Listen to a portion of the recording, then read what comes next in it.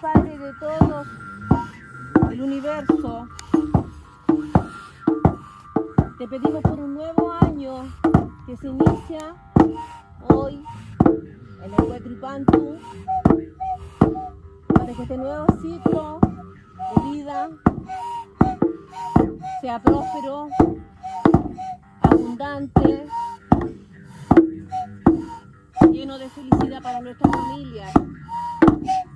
Que nunca falte el alimento, que nunca falte el trabajo, que nunca falte la salud.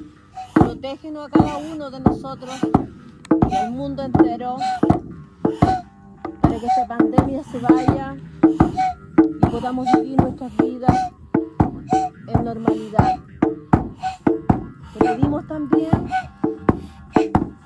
para que manden las lluvias,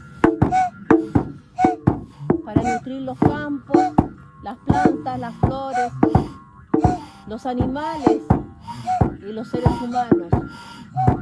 Ten piedad de esta tierra que está sedienta de tu cos.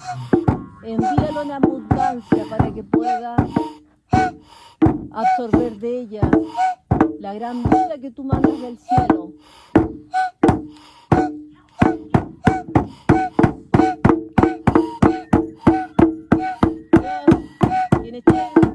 Envía salud, envía las aguas, envía todas las buenas energías a este lugar y a todas las partes del mundo. Que Nechen llega a nosotros, baja a nosotros, envía felicidad y abundancia. Mándanos agua que tanto necesita esta tierra. Dama necesita de ti, necesita de tu abundancia en agua en nuestra región central.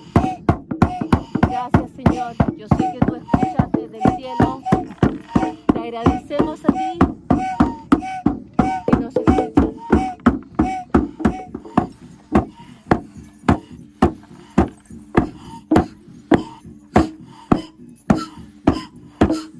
Dios que nos escucha.